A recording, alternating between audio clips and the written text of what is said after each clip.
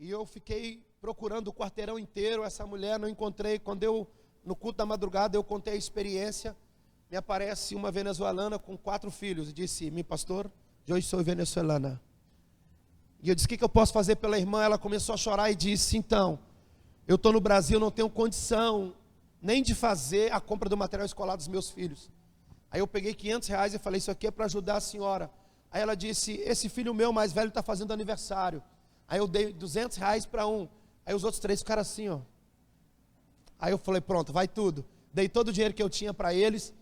E aí no outro dia, o que mais apareceu foi venezuelano na madrugada. E aí o Senhor falou comigo: pega e faz uma grande oferta para eles. E aí eu fiz uma oferta para os venezuelanos e assumi um projeto com eles também. E agora, quando eu voltar da Europa, eu estou indo para Roraima, que é o lugar que tem a maior concentração de venezuelanos no Brasil. E nós vamos montar um projeto chamado Vale dos Rejeitados, para pegar essa galera, tirar da rua. Sabe, eu ouvi num estado, eu não sei se aqui está vindo muito imigrante, como haitiano, como venezuelano, alguém dizendo assim: o que essas pragas veio fazer aqui? Falei: eles não são pragas, eles são bênção de Deus. Eles veio te ensinar a ser crente. Porque você talvez quer ir para as nações como eu, mas se você não for fiel no pouco, Deus nunca vai te colocar no muito. Como que as nações vão te receber se você rejeita quando elas chegam na tua pátria?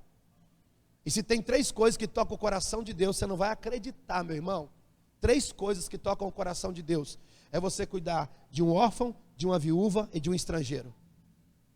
Amém? Eu não posso ver um mendigo. Já cansei de estar indo para o aeroporto, parar e pegar um mendigo e passar a noite com ele orando. Esses dias eu estava numa reunião com o presidente da República. Em dezembro eu fui reconhecido pelos projetos que eu faço no Brasil e fora do Brasil, pelo Bolsonaro. E aí eu fui jantar no Coco Bambu, lugar de crente, né? Ô, coisa boa. Já passei tanta fome, meu irmão, que quando alguém pergunta: você quer comer aonde? Eu falei: não, deixa Deus te usar, amado. E aí eu fui para o Coco Bambu. Quando eu cheguei no Coco Bambu, estava eu e mais um discípulo. O Senhor falou assim: pede comida para 4. Eu falei: não pode. Isso não pode ser o Espírito Santo, é o Espírito da gula. E o Senhor falou: pede comida para 4. Eu falei: meu Deus. E pela terceira vez, falei: então, meu irmão, tem como você preparar uma comida para 4? O cara olhou assim para mim, o outro pensou: esse cara come, né? E aí quando a gente estava terminando, eu falei: embala para a viagem. No Coco Bambu, até levar comida para casa é chique, né? Aquela bolsinha bonitinha. E aí, quando eu saí para fora, um cara com uma placa dizendo: eu preciso de comida.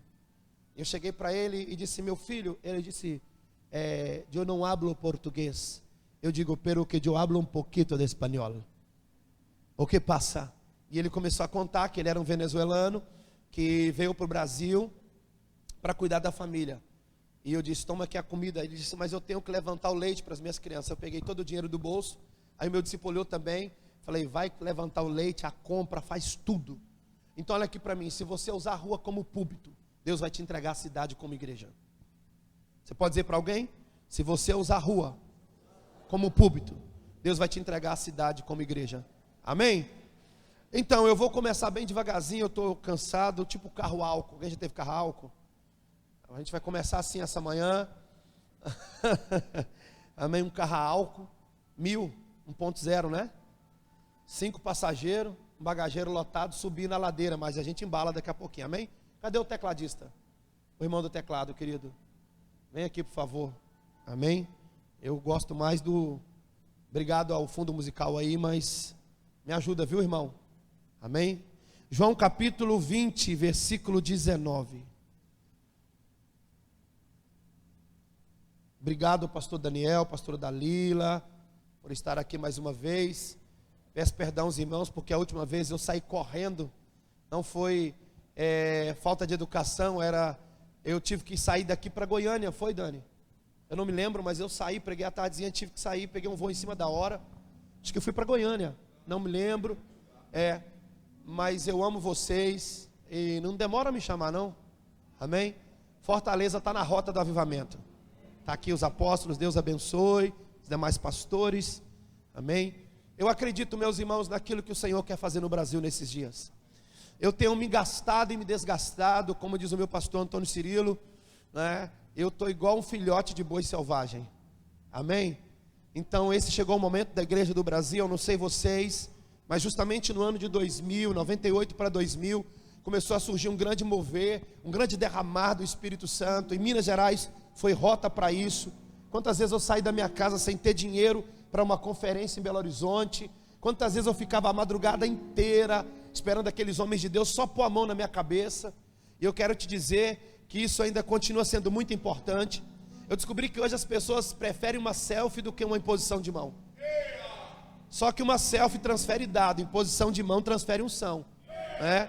Eu não lembro quantas vezes eu ficava na porta de um hotel onde eu descobria que o profeta estava, e quando o profeta ia sair eu dizia: tudo bem, o senhor não me conhece, sou do interior de Minas Gerais. Eu tirava uma semente e dizia: senhor, por favor, o senhor ora por mim. Esses dias mesmo, esse foi o primeiro livro, e eu estou lançando o segundo agora em maio. E aí o Danduque me ligou e disse assim: Valdir, deixa eu fazer o prefácio do seu livro. E ele escreveu assim: se tem uma palavra que define o momento que o Brasil está vivendo, é avivamento.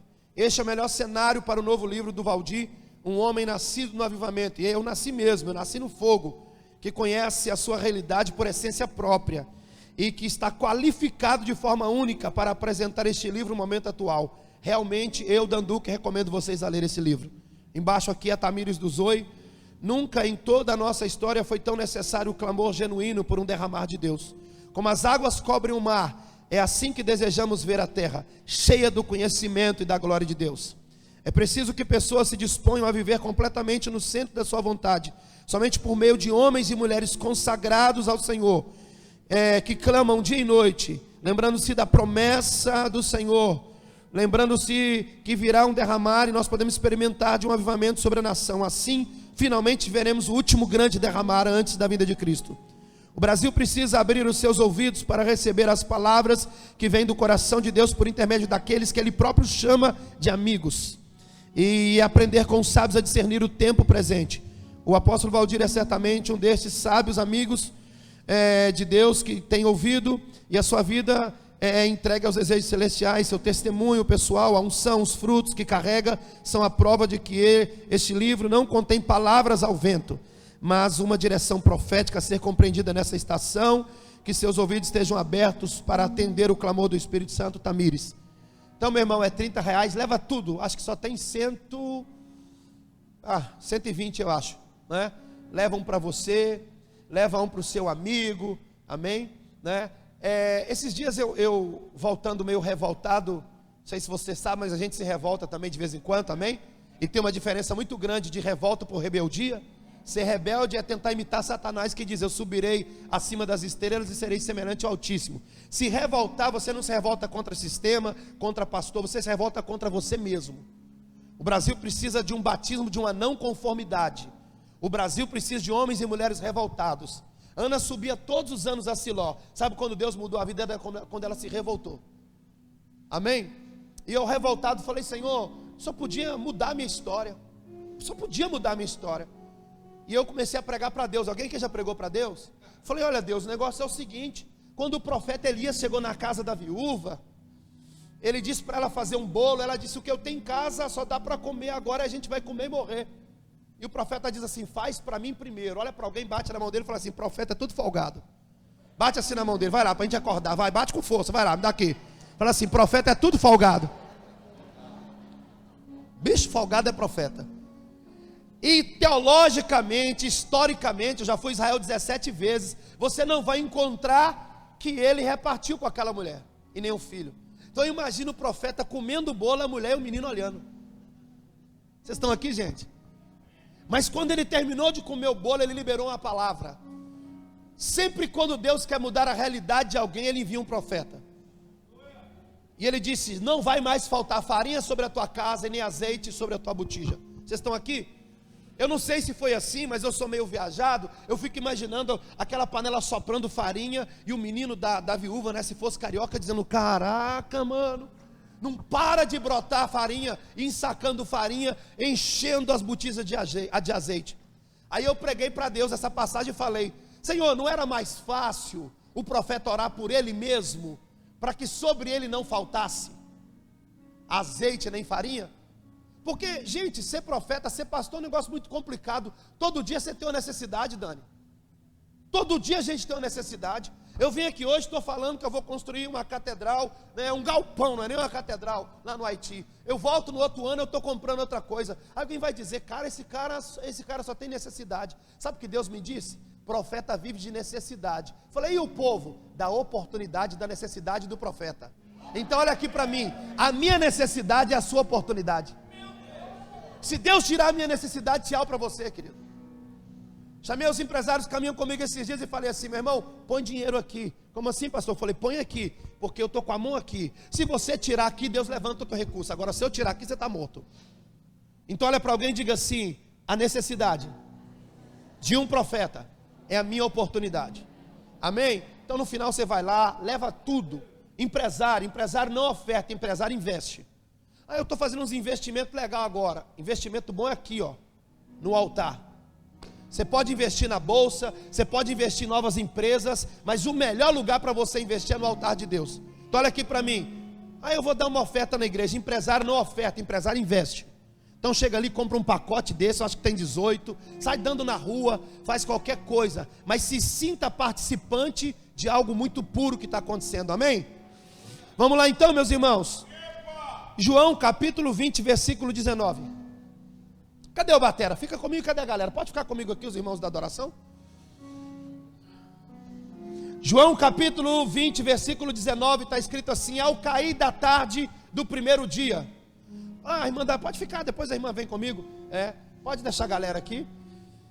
Ao cair da tarde do primeiro dia, ao cair da tarde do primeiro, os discípulos estavam de portas trancadas, com medo dos judeus. Jesus se apresenta no meio deles e diz: paz seja convosco. Ao cair da tarde do primeiro dia, os discípulos estavam com as portas trancadas, com medo dos judeus. Jesus se apresenta no meio deles, estou todo arrepiado, e diz: paz seja convosco. Que dia era esse? O dia em que Cristo ressuscitou. O cair da tarde era o limite do dia, ou seja, já estava finalizando o domingo. O calendário judaico não é como o nosso calendário, nós usamos o gregoriano. Então o nosso dia, ele vira à meia-noite. Em Israel vira às 18, dependendo da estação do dia, às 17. Mas esses discípulos estavam no limite, trancados, pastor, com medo dos judeus. Imagina que loucura não era esse dia, porque tinha duas coisas que os discípulos ficavam atribulados. Me pergunte o que é. É o que eles ouviam de Jesus todos os dias. O que eles ouviam de Jesus, pastor? Primeiro, eu vou morrer. Imagina Pedro dizendo: que parada estranha é essa? Vai morrer para quê? Só é legal, só mudou minha história. Os discípulos não aceitavam a mensagem da morte do Mashiach, o Messias. A segunda mensagem, a primeira eles não aceitavam, a segunda eles não acreditavam. Qual? Na ressurreição. Então os discípulos não aceitavam a morte e não acreditavam na ressurreição. E agora, meu irmão, ele já tinha morrido. Ele já tinha morrido. Já era o finalzinho do domingo. Esses homens estão desesperados, por quê? Porque a lógica já diz tudo. Se Cristo foi morto, quem seriam os próximos? Os seus seguidores. Porque até aquele domingo eles não eram chamados de cristãos, eles eram seguidores de Jesus. Quem seguia Jesus? Primeiro, uma grande multidão. Essa multidão variava entre 5.000 homens, fora mulheres e crianças. O que essa multidão queria? Pão. O que essa multidão queria? Milagre. O que essa multidão queria? A mão de Jesus. Mas essa mesma multidão que teve tantas coisas foi a multidão que disse: solta Barrabás e crucifica Jesus. Se você for caminhar, havia mais ou menos 500 irmãos entre galileus que andavam com Jesus. Esses realmente queriam desfrutar daquilo que o mestre tinha. Ele tinha 120 discípulos. Em algumas missões ele enviou 70. Tinha 12 apóstolos e tinha 3 amigos. Então, meus irmãos, esses homens eram seguidores de Jesus e eles estavam no limite de um dia. Fala para alguém: no limite. No limite, mano. De portas trancadas e com medo, desesperado. Mas por que esses caras estavam assim? Se pela manhã já tinha acontecido algo. O que aconteceu de manhã, apóstolo? Eu vou tentar te explicar, para isso que eu estou aqui. uma mulher chamada Maria Madalena. A mulher que quando conheceu Jesus tinha demônio até no cabelo. A mulher andava carregada pelos demônios. Eu não sei se o demônio entrava nela ou ela entrava no demônio, mas ela tinha tanto demônio. Mas ela foi liberta quando encontrou com Jesus, amém? O que aconteceu? Essa mulher, enquanto os homens apóstolos estavam trancados com medo, essa mulher se levantou pela manhã e foi até o túmulo. Eu não sei porquê, mas eu entendo que chegou o tempo das mulheres no Brasil. Deve ter pelo menos uma irmã que vai receber essa palavra. Ei, olha aqui para mim, eu não sei se você sabe, a primeira pessoa a ser batizada no Espírito Santo do Brasil foi uma mulher. Existe algo de Deus para as mulheres nesses dias. Sabe o que Deus está fazendo no Brasil? Deus está massacrando a sensualidade e Deus está levantando a virtude das mulheres, porque Deus está empoderando mulheres que vão dominar essa nação, cheias do Espírito Santo. E olha aqui, os apóstolos trancados e a irmã Madá. Aonde ela foi?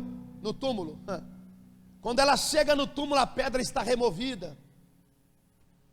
Ela desesperada olha quem estava ali do lado de fora, Jesus. E a Bíblia vai dizer que ela viu Jesus como um jardineiro, como um. Já vi tanta heresia do povo dizer que é porque ela estava com medo, mas na verdade quem era Jesus? O segundo Adão. O que Deus fez com Adão? Adão, você vai cuidar do jardim, você vai plantar, você vai cultivar. E quem é Jesus? Jesus é o segundo Adão. Então essa mulher não viu de forma errada. Ela viu como ninguém nunca tinha visto. Olha aqui, Deus está abrindo os olhos das mulheres para ver o que ninguém está vendo. E ela vai para o jardineiro que era Jesus e diz assim: onde colocar o meu Senhor? Mas ela reconheceu Jesus e ela foi abraçar Jesus e agarrar Jesus. Ele disse: epa, não me detenha. Mas essa mulher foi lá. Aonde ela foi? Aonde os discípulos estavam trancados com medo. Onde eles estavam? Onde? Então, por que esses caras continuaram da mesma forma já de tarde? Vocês estão comigo, gente? Sério? Eu imagino que aconteceu 3 coisas. A primeira delas, eles não acreditaram na mensagem da Maria Madalena por causa do seu passado. Sabe o que é o problema da igreja hoje?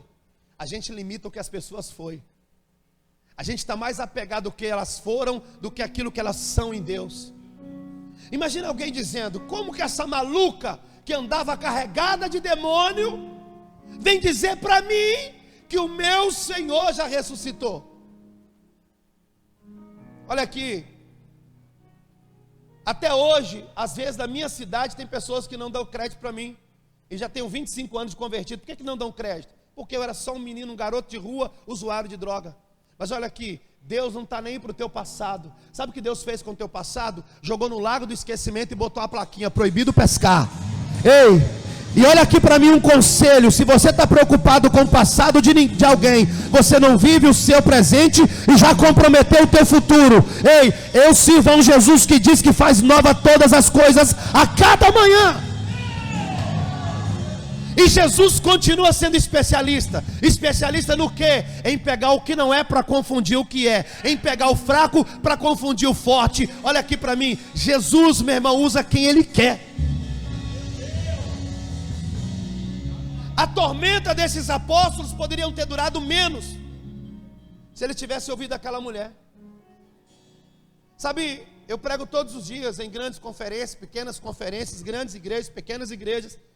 E essa semana, eu no sul do Brasil, estava almoçando e o irmão disse: pastor, me dá um conselho para os últimos dias. Eu falei: como assim? Não estou entendendo. Não, me dá um conselho. Amigo, o que você quer de conselho? Ah, eu quero ser melhor. Eu falei: então aprende a ouvir quem ninguém está ouvindo. Olha aqui, eu estou cansado de uma geração que fica na internet, vendo o pastor proclamar juízo, que não vai acontecer, porque Deus disse que nunca mais vai julgar a terra com água. Falou com Noé, fez uma aliança com ele. Chega um maluco e diz: Deus está julgando Belo Horizonte, julgando não sei o que. Palhaçada. Pessoas estão vivendo dias amargurados, vida amargurada, e você bebendo da amargura dos outros. Sabe quem alimenta de internet? É quem deixa de comer na mesa para comer no coxo. É quem deixa de beber na fonte para tomar do esgoto. Paulo disse: porque recebi do Senhor o que também vos entreguei. Pastor, porque segundo fulano da internet. Meu amigo, olha aqui para mim. Eu não quero saber o que a internet está dizendo. Escute bem o que eu vou te falar. todas as vezes que Deus está liberando um som, Satanás começa a fazer um barulho. Vocês estão aqui? Todas as vezes que Deus está liberando um som, Satanás quer fazer um barulho. Como assim? Havia um cego. Esse cego vivia mendigando próximo da entrada de Jericó. Então esse cara não nasceu cego, meus irmãos. Esse cara, ele teve os seus olhos furados. Mas esse camarada, por ter sido um cego, ele automaticamente ouvia bem. Então esse cara, ele aprendeu a usar o que? A sua audição. Então esse cara que ficava à beira do caminho, estão comigo? Ele sabia discernir o barulho das carroças que estavam entrando na cidade. Ele sabia quando era uma tropa de guerra, porque batiam nos seus escudos e marchavam. Ele sabia quando eram os visitantes entrando. Por quê? Porque ele aprendeu a discernir o barulho. Mas um dia ele estava no mesmo lugar, porque alguém pegava esse cara e colocava no mesmo lugar. Alguém conduzia esse cara. Deram para ele uma capa e colocavam ele no mesmo lugar. Para quê? Para mendigar. Estão aqui, gente? Mas um dia esse cara disse: quem está passando por aqui? Porque naquele dia não foi um barulho já, foi um som. Quem faz barulho é o Jornal Nacional. Quem faz barulho são os sites da notícia. Ai, vão acabar com Fortaleza. Ai, a polícia não está trabalhando. Pois é, mas o Senhor está guardando os seus. Mas o Senhor está aqui com anjos de guerra. Ei, naquela manhã ele disse: quem está passando? Sabe por quê? Ele acostumou com barulho, mas naquele dia foi um som. Quem tem ouvidos ouça o que o Espírito diz à igreja. Ei, Jesus não faz barulho, Jesus libera um som. E sabe o que Ele quer fazer nesses dias? Apurar os seus ouvidos, para que você possa ouvir o som dos céus. Deixa eu profetizar: Fortaleza, chegou a hora de ouvirmos o som dos céus. Ei!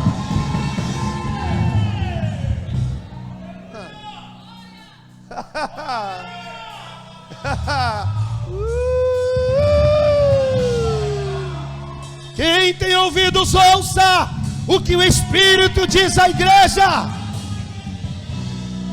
Ei, e o maluco começou a perguntar: quem está passando por aqui? E alguém disse: é Jesus. E ele começou a gritar: Jesus, filho de Davi, tem misericórdia de mim. E as pessoas tentaram calar aquele homem. Sabe por quê? Porque enquanto ele era pedinte, ninguém mexia com ele. Só que o texto vai dizer assim: então, sabendo que era Jesus, ele parou de pedir e começou a clamar. Vocês estão aqui mesmo, gente? Não, eu vou repetir. Sabendo que era Jesus, ele parou de pedir e começou a clamar. Sabe como o diabo gosta de você? Um religioso batendo canequinha. Isso não incomoda o inferno, isso não incomoda o religioso. Mas quando tu deixa a caneca, levanta as mãos e começa a adorar e a clamar, sabe o que acontece?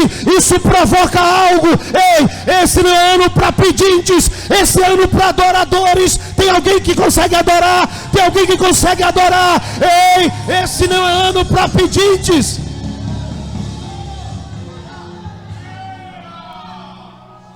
Sabe como que o diabo te quer? 21 dias, campanha das portas abertas. Para que campanha se ele é a porta? O diabo gosta de pedinte. Mas o texto vai dizer: sabendo que era Jesus, deixou de pedir para clamar. Bate na mão de alguém e fala: esse ano você não é pedinte, você é adorador. Nada contra uma campanha. Eu fui salvo numa campanha. Ou cheirava cocaína, fumar maconha. O cara falou: vamos na campanha. Que campanha, irmão? Campanha na igreja, o sangue de Jesus. Mas olha aqui para mim, eu não posso viver de campanha. Eu não posso viver de momentos, 12 dias para 12 portas, 7 princípios para 7 bênçãos. Não, cara, isso é para pedinte. Opa, deve ser Jesus aqui, né? Licença, deixa eu tirar aqui. Senhor, eu retorno daqui a pouco. Brincadeira. Esqueci de tirar deixar no silencioso. Olhe para mim. O cara começou a pedir. E sabe que as pessoas, ele começou a clamar. Sabe o que as pessoas tentaram fazer? Calar ele. Mas quanto mais tentavam calar, mais ele gritava: Jesus, filho de Davi, tenha compaixão de mim. Aí Jesus manda trazer o cara. Eu não sei qual dos evangelistas escreve assim: e então ele, saltando, deixou a sua capa. Deixou o quê? Sabe o que era a capa? A capa, ela era um símbolo de um sacerdote ou um profeta reconhecido. Todo sacerdote ou profeta tinha uma capa. Mas quando Roma assume Jerusalém, sabe o que ela faz? Dá capa para mendigo, para zombar de profeta e de sacerdote. Então olha o espírito de Roma. Quem usa capa para nós hoje é mendigo. Mas capa era para profeta e para... Sabia que até hoje a igreja tem crise em ver profeta e sacerdote romper e prosperar? Porque tem mentalidade de Roma. Acham que todo pastor tem que ser mendigo? Eu estou vindo no voo, aí do lado está um menino, com um crachá desse tamanho, de menor. E aí então aquele crachá para identificar que ele ia pousar em Fortaleza, e ele querendo puxar papo comigo, disse: moço, como é que eu faço para ligar aqui? Fui lá, ajudei ele a ligar. Moço, o senhor é o quê? É o seu primeiro voo também? Eu falei: meu amigo, eu tenho mais hora de voo do que piloto dessa companhia tudo do Brasil. Falou: o senhor é chefe da companhia? Eu falei: não, querido, mas eu trabalho para o dono de todas. Vocês estão aqui? Sério que vocês estão? Ele olhou para mim e falou: tio, o senhor é o que então?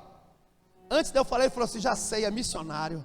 Você trabalha para Deus, não é? Eu falei: é. Mas tio, você está viajando tem quanto tempo? Eu comecei a falar para ele: eu estou vindo do estado tanto, eu estou indo para o estado tal, eu vou para a Europa semana que vem, eu acabei de voltar em janeiro de 2 países e de 5 estados. Ele disse: tio, quem paga tudo isso? Falei: o meu pai.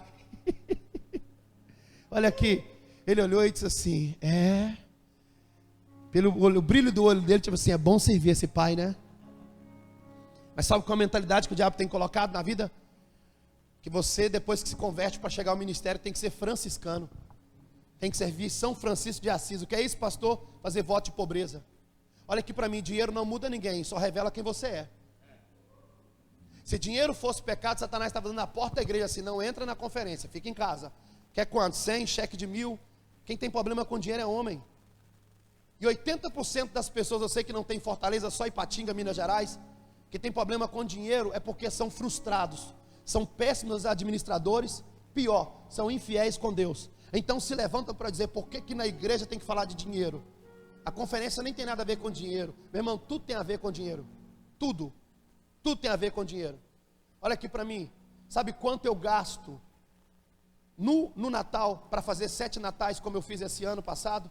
Eu fiz um Natal na África, eu fiz um Natal do Haiti, eu fiz um Natal, meus irmãos, do outro lado do mundo. Eu te mostrar as fotos para você ver que loucura. Eu fiz Natal de todos os órfãos da cidade, todos os velhinhos da cidade. Eu mandei fechar os orfanatos e peguei as crianças, botei no melhor salão de festa.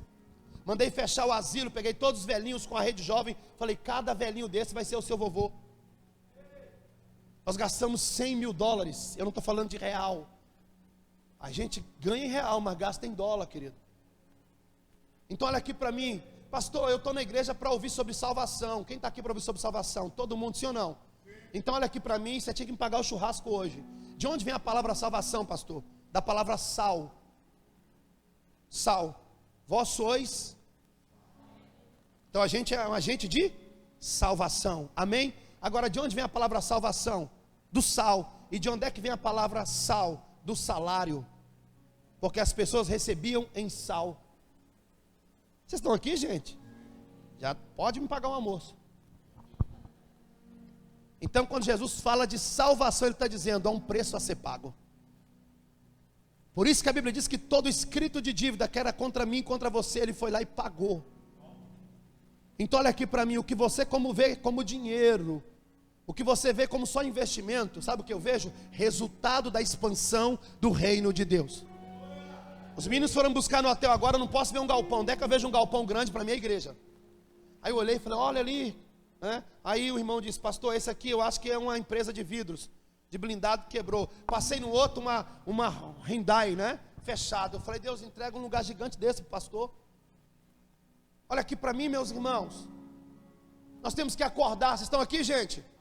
E entender que estamos em dias proféticos. Existem 2 coisas que Deus vai levantar na igreja por esses dias: missionários e milionários. E eu vou profetizar que você não vai ficar de fora dessa promessa. Ei, Deus precisa de alguém para financiar, e Deus precisa de alguém para ir lá anunciar. Ou você financia, ou você anuncia. Ou você financia, ou você anuncia. Mas deixa eu profetizar, é o tempo seu. Olha aqui.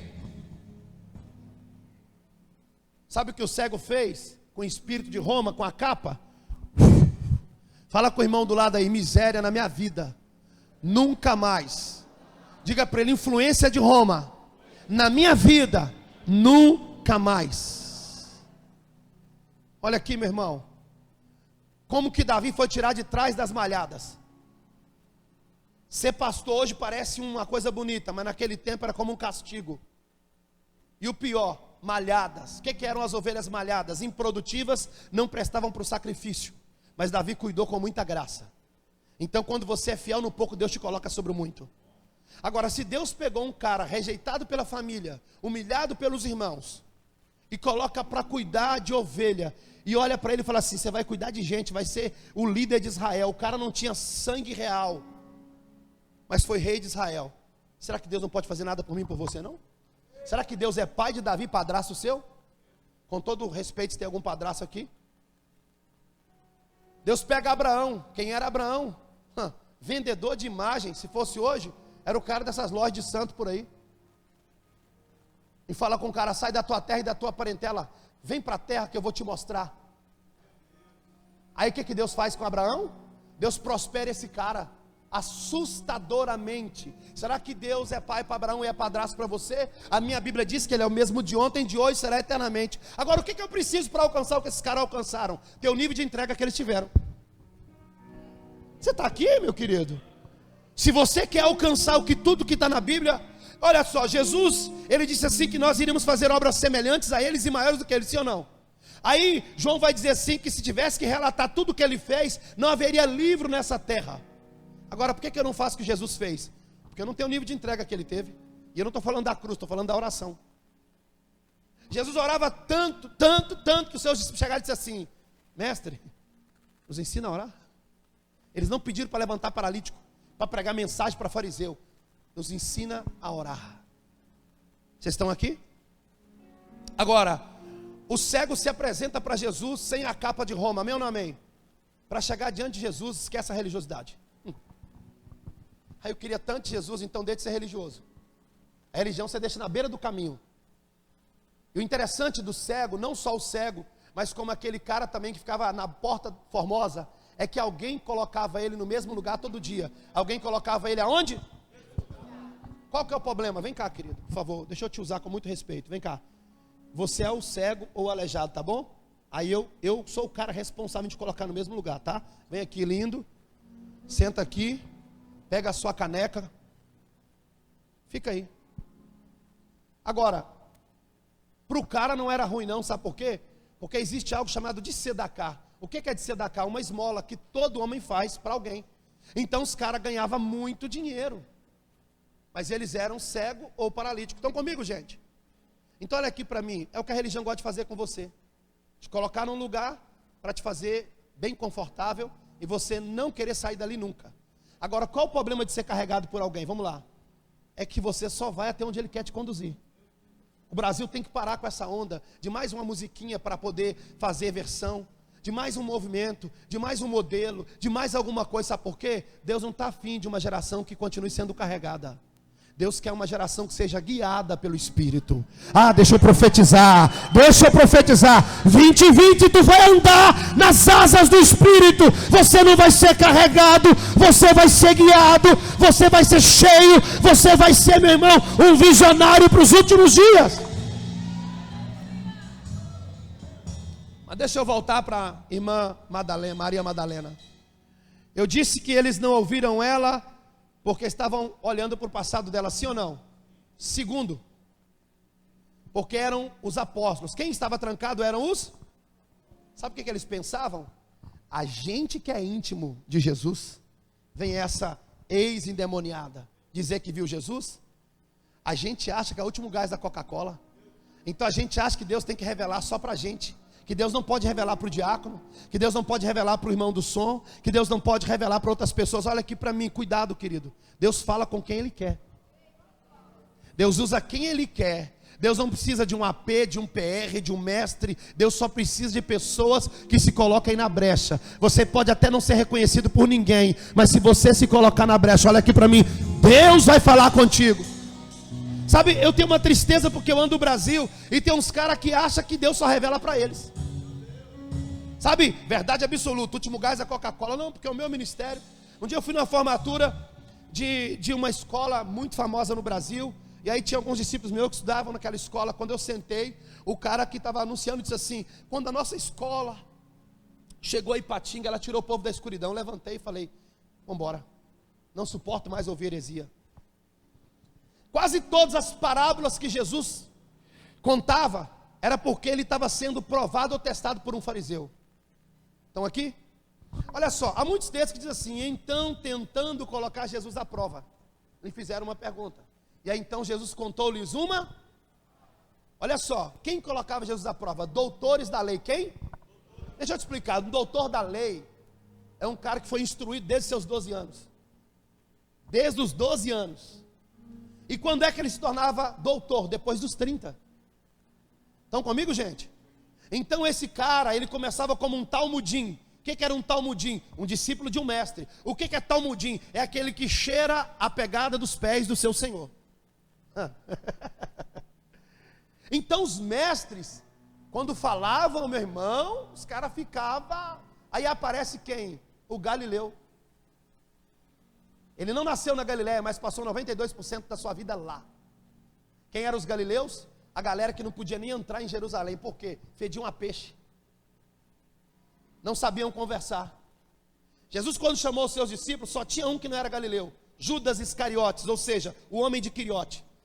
Quem era Judas? Judas veio de Quiriote, um lugar onde todos eram muito bons com administração, com dinheiro, com contabilidade. Mas sabe o que eles faziam? Usavam os pobres, mas tinham nojo de pobre. Um Quiriote pegava na mão de um pobre e dizia: tá, mas era para poder levantar dinheiro. Depois saía: nossa, que nojo.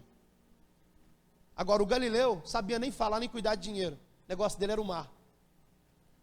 Mas posso te dar uma palavra? Galileu era experiente em tempestade. Eu devo estar falando para alguém que o barco pode balançar e você está lá dizendo: eu sei em quem eu creio, e ainda que o choro dure uma noite, a alegria vai vir pela manhã. Eu sei quem é o meu Senhor. Ei! Galileu não gostava de subir para Jerusalém, sabe por quê? Era humilhado. Quando Jesus chegava com os galileus, todo mundo olhava, tipo, vem a tropa. Mas sabe a segunda vantagem de um galileu? O cara fedia a peixe, não sabia se vestir, não sabia falar e não sabia nem andar. Mas eram tudo fiéis. Pedro está na fogueira, Dani. Lá na fogueira assim, ó. A mulher olha para ele e diz assim: você se parece com ele. Sabe por quê? Não tem como deixar de ser galileu. O cheiro condena. As vestes condenam. Você está aqui. A forma de andar condena. A forma de falar condena. Sabe o que aconteceu? A fogueira acesa. O Pedro olhou lá no olho do Galileu. E ele saiu desesperado. Você sabia que no 120 só havia galileus? E os homens de Jerusalém ficaram pirados, porque como pode? Os caras que fedem peixe, os caras que não sabem se vestir, olha como eles estão como bêbados, porque Galileu era muito escroto. Então eu imagino o dia de Pentecostes. Vocês não estão aqui. Eu imagino o dia de Pentecostes, o judeu passando e dizendo: esses caras não podem nem subir a Jerusalém. Eu imagino o Pedrão chegando: a gente demorou, mas a gente veio para ficar. A gente chegou para dominar. E é o seguinte: judeus, homens de todas as nações, ouçam. E quando um galileu desprezado abriu a tua boca, milhares e milhares se converteram a Jesus. Ei, Galileu era tão humilhado que é considerado a fossa de Israel. Senhor, por que eu estou falando essas coisas? Ei, Galileu, meu irmão, era tão humilhado que o próprio Deus pegou Isaías, capítulo 9, falou: dá uma promessa para esse povo. Não aguento mais ver tanta humilhação. Mas os galileus eram escolhidos. Olha aqui para mim. Deus não está nem para a sua origem, porque antes da sua origem, Ele fez uma escolha. A sua origem não começou no ventre, começou na escolha dEle. A sua origem não... gente, não começou quando você deixou as drogas, mas foi na escolha dEle. E eu sinto que Deus está levantando galileus no Brasil nesses dias. Sabe, quando eu ouço aquela música do Fernandinho, sabe o que eu imagino? Eu imagino os galileus depois de exaltado. Eu acho que aquilo é um hino lá. Aqueles caras levantando e o Pedrão com aquela espada do lado. Naquela via dolorosa se entregou. Você nunca mais vai cantar essa música sem entendimento. Quando você cantar Galileu, você vai imaginar um exército que fedia a peixe. Que não sabia vestir legal, vocês estão comigo? Que não sabia falar e não sabia andar, mas eram todos escolhidos. Eu devo estar pregando para algum escolhido. Deus não está nem aí para a tua etiqueta, Deus não está nem aí para a tua roupa. Ô meu irmão, você faz parte do processo da escolha de Jesus. Olha aqui, quem vai dar crédito para uma mulher? Nós somos os apóstolos, mas a Maria era uma escolhida. Quando eles tentavam colocar Jesus à prova, os mestres da lei, é porque eles achavam um insulto, um doutor ouvir um carpinteiro. Mas olha aqui, cuidado para a sua posição não roubar a revelação. Talvez você cresceu no canudo, mas diminuiu na oração, porque o Brasil se tornou um gigante em conhecimento e um anão na oração. Hoje nós temos mais pessoas inteligentes do que ungidas. Você está aqui, de tarde eu prego de verdade.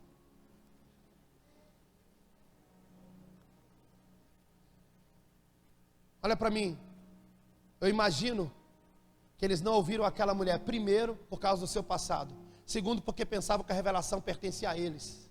Sabe que Deus precisa daquelas menininhas da casa de Naamã, que era só uma escrava, mas uma escrava ousada. Nós precisamos de servos ousados. Eu imagino aquela menina com escovão, se tinha escovão naquela época, e aí quem entra? O grande general da Síria. E a pequena diz assim: se o Senhor conhecesse os profetas da minha terra. Ei, Deus ainda levanta pequeno para falar com grande. Tem muita gente pensando que a resposta dele está nas megas conferências. Cuidado, talvez está no ciclo de oração, na sua célula, naquele irmãozinho que você não dá nada por ele. Esses dias se converteu na nossa igreja, tem um ano, um maluco. Quem já viu postando um maluco que dobra o joelho? Aquele menino era traficante, Alex. Aquele menino, para entrar na igreja, ele dobra o joelho e fica 1 hora. Eu olho e falo: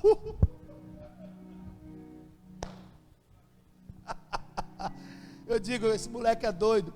Um dia eu estava chegando e ele vindo da escola, eu falei: vou acompanhar, ver o que vai rolar. E ele,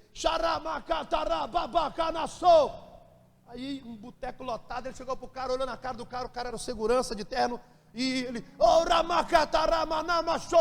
o cara olhou para ele e falou assim: ô vaso, depois de orar em língua, né? Ô vaso, linguagem de crente é muito doido, né? Estou precisando usar o banheiro.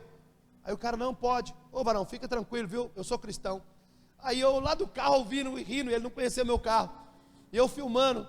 Aí o cara: pode entrar? Ele falou assim: só um minuto. Aí o cara: o que foi? Vou pedir permissão ao pai para entrar. A casa de show lotada, ele dobra o joelho no meio da rua. Ai, Jesus. Não sei quantos quilos de droga aquele menino passava, mas uma coisa eu sei: hoje ele carrega 1 tonelada de peso da glória de Deus. Essa semana ele foi ser ouvido pelo juiz. Eu falei: e aí, Aleph, como é que tá?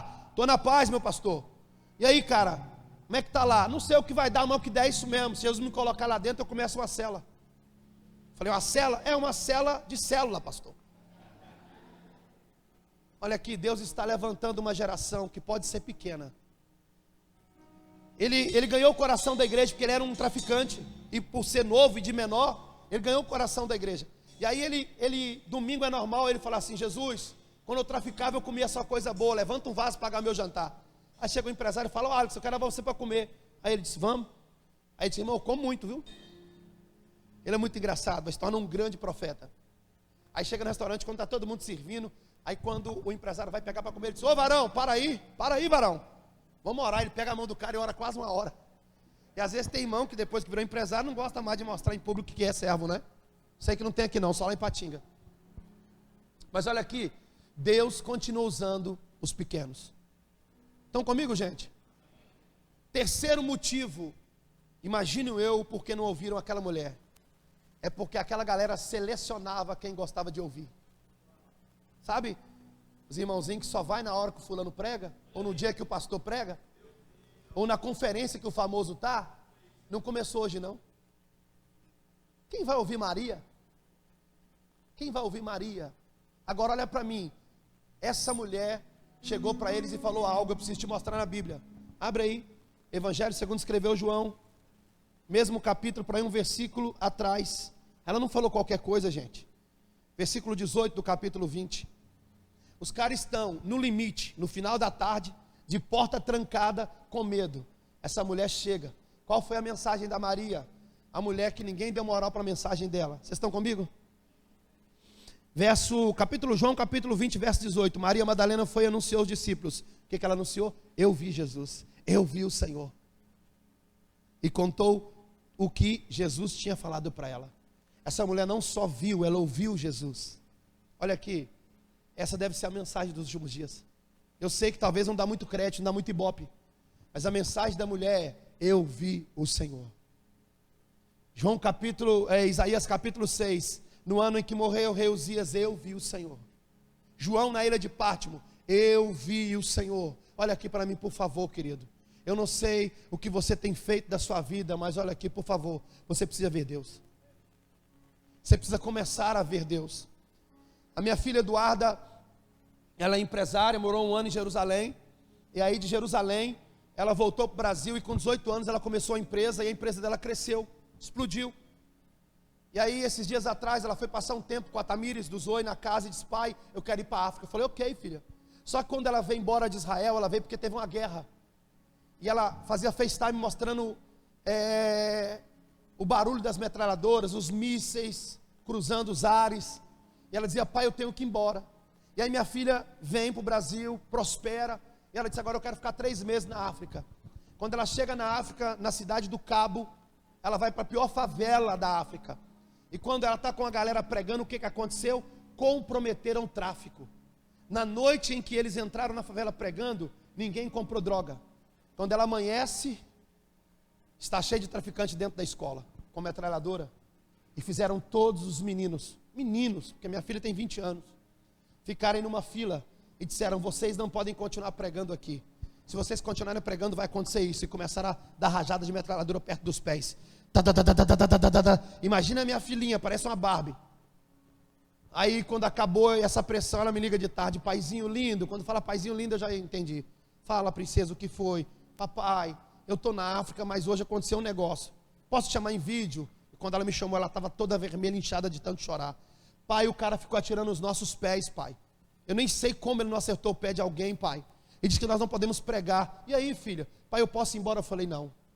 Você foi embora de Israel por medo de metralhadora. Você vai vencer o medo da metralhadora aí na África. Os avós vieram e disseram: esse cara ficou louco. Eu falei: louco é vocês. E se a sua filha morreu? Eu falei: ela pode morrer lá. Ela só não pode morrer no baile funk. Ela só não pode morrer no motel com um homem que não é o marido dela. Olha aqui para mim. Por que a gente parou de enxergar a vida eterna como uma promoção? A gente passou a enxergar a vida eterna como uma punição. A gente fala do céu e não quer ir para o céu. A gente fala do Salvador e tem medo da salvação. Eu sei que não tem isso aqui, é só para o meu lado lá. E minha filha ficou. E na outra semana ela me ligou e disse: paizinho lindo. Eu disse: fala, filha, o que aconteceu? Pai, eu acho que eu estou com infecção na urina. Eu falei: toma muita água. Aí vieram os avós de novo: o senhor está louco? Eu falei: não, saiu uma menina, vai voltar uma mulher, guerreira. Esses dias ela chegou para mim e disse: pai, eu acho que vou terminar o namoro. Eu falei: por quê? Porque, pai, eu não quero mais ser empresário, eu quero continuar sendo missionária. A minha outra filha cuida dos assuntos no Haiti. Quando ela chega no Haiti, se vocês me acompanham na internet, procura lá a Rebeca, minha filha, ela parece um bebê no meio das crianças, e eu começo a chorar. O meu filho Gabriel fez 18 anos agora. Sabe o que ele ama? Ele ama ir para o norte de Minas, onde só tem miséria, onde não tem banheiro, onde não tem esgoto para servir pessoas. Sabe por quê? Porque eles estão vendo um reflexo dentro da minha casa. Os meus filhos não são como uma geração que quer: eu vou na conferência do cantor famoso. Não, eles estão todos os dias dentro de casa, vendo algo acontecer. Sabe, agora eu acordo pela madrugada, o que eu vejo? Eu vejo o que eu sempre faço. Eu vejo os meus filhos de joelho pela madrugada orando em línguas. E eu tenho que andar pelo Brasil vendo uma geração que parece a geração iFood, seleciona o que quer comer, de preferência em casa pela internet, bem rapidinho. Eu digo, Deus, eu não quero essa vida. Deus, eu não posso continuar. Sabe o sentimento quando eu volto de alguns lugares do mundo? Meu sentimento é eu queria ficar por lá. Eu preguei agora para 8 mil jovens da República Dominicana e fiz a pergunta tola e idiota de dizer, tem alguém famoso aqui? É muita gente, eles têm. Quem? Jesus. 12 horas, 8 mil jovens adorando a Jesus. E de repente me sobe um jovem e começa a falar do narcotráfico, batendo nos traficantes, falando da política suja da República Dominicana. Esse cara termina de profetizar, pode abrir a tua internet quando acabar o culto. Sabe o que aconteceu depois da profecia dele? Está em caos. Porque quando o justo se posiciona, Deus começa a trabalhar. Ei, os caras estavam no final da tarde, no final da limite, acabou, acho que ele não vem mais. Estavam trancados, com medo. E eu encerro, para a gente orar. Tem muita gente vendo no limite, sabe por quê? Porque é crente, mas nunca viu Jesus. Está tudo no limite na tua vida, no banco, nas emoções, no casamento, no ministério. Aí eu queria uma nova estratégia. Não, você tem que sair desse limite. Como que eu saio? Indo para um novo mover? Não, vendo Jesus. João estava preso na ilha de Pátimo. Sabe o que era essa ilha? Segurança máxima. Ninguém chegava. Aí está lá o João preso. O homem do amor. Não sei se isso já rolava naquele dia, mas imagina o João naquela cela só. Eu quero dizer, esse cara é doido, nunca mais ele sai daqui. De repente lá dos céus uma voz diz assim, João! João! João! E o João está lá. Vocês estão aqui, gente? E sabe o que a voz disse para ele? Sobe aqui. Sobe aqui. E quando o João sobe, sabe o que ele vê, homem de Deus? Uma porta aberta. Tem muita gente que não só vive no limite. Tem muita gente que está travado, que nada acontece na vida dele, sabe por quê? Porque não viu Jesus. Os caras estavam no limite, os caras estavam com as portas trancadas, por quê? Porque nunca viram Jesus. Pastor, eu estou fazendo um curso de coach, bacana, Deus te abençoe, nada contra coach, mas olha aqui para mim, você está precisando ver Jesus. Pastor, acabei de chegar do Descende, que legal, que bom, e aí, o que mudou na tua vida? Você foi ver muita gente, mas você viu Jesus? Pastor, eu estou aqui na conferência, o que eu vim fazer nessa conferência? Conferir o que? As Sagradas Escrituras, mas o que? Se eu posso ver Jesus, eu preciso ver Jesus. Nós cantamos no ano 2000, abra os olhos do meu coração, eu quero te ver. Eu acho que chegou a hora da igreja madura ver Jesus. Eu acho que chegou a hora da noiva que cresceu ver Jesus. Chegou a hora de você parar de ficar na internet vendo coisas, vendo pregadores e pregações famosas e começar a ver Jesus. E olha aqui para mim, você não vai ver Jesus no YouTube, você não vai ver Jesus no Instagram, você não vai ver Jesus na conferência, você vai ver na intimidade. Ele vai se revelar na intimidade. Deus está à procura de homens com joelhos calejados. Deus está à procura de mulheres que ainda entendem o caminho da oração. O Brasil se tornou um gigante na teologia, mas é um anão na oração. Sabe, eu tenho um amigo que já está no Senhor, ele foi promovido para os céus, Gregório.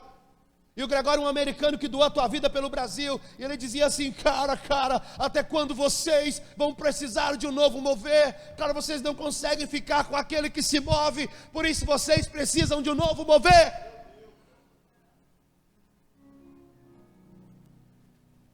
Olha aqui, não pode ser mais uma conferência, tem que ser a sua conferência. Não pode ser mais um ano, tem que ser o seu ano. Esse é o seu tempo, diz o Senhor. E olha aqui para mim, eles estavam com medo. Sabe por quê?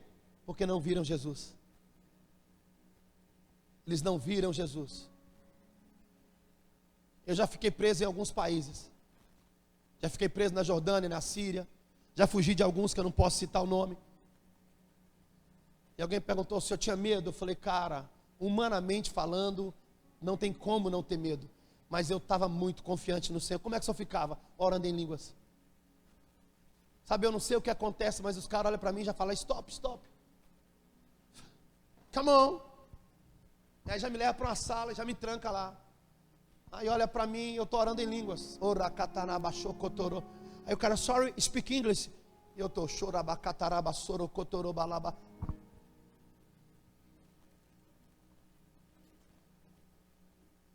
Oh, crazy. Sabe o que está faltando no meio da igreja? Pessoas mais malucas e menos normais. Pessoas desesperadas pelo fogo de Deus. Eu já tenho 43 anos de idade, 25 anos que aceitei a Jesus. Eu acredito na nova geração que Deus está levantando. Sabe quem eu quero ser? Eu quero ser... o irmão sumiu aqui da minha mente agora. Mardoqueu. Assentado e dizendo para a nova geração: entra, vai lá ter um tempo com o rei. Vai lá, Esther. Entra, agora é a sua vez. Vai se embelezar, vai se preparar para tocar o rei. Sabe, nós precisamos começar a treinar a nova geração. Nós precisamos de jovens incendiados. Menos métodos, mais graça. Menos perfeccionismo e mais unção. Menos informações e mais revelações. Eu estou cansado de chegar em lugares onde tem pessoas com uma boa retórica e um bom discurso. Mas sabe como? Parecem carros de tanque vazio. Nós precisamos queimar no fogo de Deus. Nós precisamos queimar no fogo de Deus. As iniquidades estão se multiplicando e o amor de muitos estão esfriando. Sim ou não? De muitos, mas não de todos. Por isso que você está aqui nessa manhã. Você não faz parte da maioria, você faz parte da minoria que continua queimando. O amor de muitos, não de todos. Olha aqui para mim. Eu sei que não é fácil, meu irmão. Alguém diz: pastor, como que o senhor consegue tanta força para viajar tanto? Eu digo: não sei. Mas há 25 anos atrás, quando era só um menino, eu fiz um voto com Deus. Se o Senhor me honrar, eu vou honrar o teu nome. Eu vou gastar e desgastar a minha vida. No carnaval do ano passado, eu fui em 9 estados. Comecei a viajar numa quarta-feira e parei na outra. E eu me lembro que eu saí do Rio Grande do Sul. E eu fui para o estado de Goiás. Fui pregar numa cidade chamada Anápolis. E de Anápolis eu já tinha que viajar para Goiânia, porque eu pregava de manhã num estádio para 30 mil jovens. E quando eu cheguei no hotel, que eu fui no banheiro, eu vi que eu estava defecando sangue. E eu comecei a me desesperar e falei: Senhor, o que está acontecendo? E eu não estava com o meu cartão do plano de saúde. Falei: não vou ligar para minha esposa. Liguei para o doutor e falou: pastor, o senhor tem que parar. O senhor tem que parar. Eu falei: doutor, só tem uma forma de eu parar: no dia que Cristo quiser me levar. E aí vem uma galerinha dizendo para mim: cara, você não tem que trabalhar. Deve ser que Deus chamou à toa, né? Não, porque você vai ficar no seu secreto. E deve ser porque que Jesus então falou da grande comissão. Nós estamos trocando o chamado pela conveniência. Nós queremos aquilo que nos convém. Olha aqui para mim, você que faz parte da nova geração, quer ficar rico, joga na Mega Sena. Estuda e se torne um grande empreendedor, porque Jesus não te chamou para ficar rico. Ele te chamou para cumprir um propósito. E com certeza, recurso não vai lhe faltar, porque provisão é recurso para toda visão. Mas mude a tua mentalidade. Aí eu faço parte do louvor, se eu gravar uma música eu fico famoso. Jesus não está nem para a tua música. Jesus não tem canal, não dá like. Não está nem para aquilo que você canta. Nos céus o que mais tem são bons adoradores. E eu quero até te falar que Jesus não ouve, Ele cheira a adoração. Se você está achando que Jesus está ouvindo alguma coisa, Ele está assim, ó: ah, como eu queria um bom perfume. Será que Jesus ouve a minha canção? Meu pastor Antônio Cirilo, alguém perguntou para ele uma vez: pastor, como é que o senhor compôs Poderoso Deus? Ele falou: eu não compus, eu fui o primeiro a ouvir na terra. Os anjos já cantam isso toda a eternidade. Nós não precisamos mais de uma nova versão de uma música americana, cara. Eu vou pegar a nova música e vai explodir no louvor. Ei, querido, o louvor não é para ninguém a não ser Deus. Você está querendo cantar para impressionar homens? Tem muita música bonitinha aí fora. Nós precisamos tocar o coração de Deus. Nós precisamos tocar o coração de Deus. Nós precisamos sair das 4 paredes. Sabe, alguém disse para mim: pastor, por que o senhor não para com a Cracolândia? Eu falei: cara, você está louco? Vai fazer 10 anos que eu estou dentro da Cracolândia. 10 anos. Sabe o que aconteceu na virada do ano? Nós estávamos na Cracolândia e 3 mil pessoas lá. E de repente chega o prefeito. E eu ia entregar uma casa. Passei o ano inteiro construindo uma casa para uma família. Levei a família, eles iam batizar. E eu ia entregar a casa para eles. Aí veio a criancinha menor. Eu lembro até hoje com a camisinha do Hulk. E enquanto eu prego na nossa igreja, vocês vão lá, as pessoas vão trazendo dinheiro. As revelações vão chegando e vocês vão jogando dinheiro na frente. Então a frente estava cheia de dinheiro. Então aquele menininho que me viu o ano inteiro construindo a casa dele, chegou e falou assim, com a camisinha do Hulk: tio, eu parei a pregação, 3 mil pessoas, eu falei: fala lindo, me dá um dinheiro. Aí eu peguei uma nota de R$100 e dei para ele. Quando eu dei para ele, começou a vir mais criança. Tio, o senhor me dá dinheiro? Tio, o senhor me dá dinheiro? E quando eu vi, eu já tinha dado do altar, e debaixo da plataforma, os pais disseram, continua pastor, a gente está contigo. E quando todas as crianças estavam com dinheiro, eu olhei para aquela multidão de meninos com nota de 50 reais, de 100, e eu falei, o que faz com dinheiro? Um outro pequenininho botou a mão na boquinha e falou assim, a gente planta, tio, porque se nascer comer não nasce. Eu falei, o quê? Tio, o senhor não ensina que dinheiro é semente? Nós vamos plantar. Eu estou aqui, havia umas cadeiras do lado do altar, no chão assim, eu falei assim, então vão ali, planta na vida do prefeito. Mas os meninos me pediram o quê? Dinheiro. Como que você convence 200 meninas a dar dinheiro para alguém? Se o que eles queriam era dinheiro. O problema é que a gente não consegue fazer o que as crianças estão fazendo.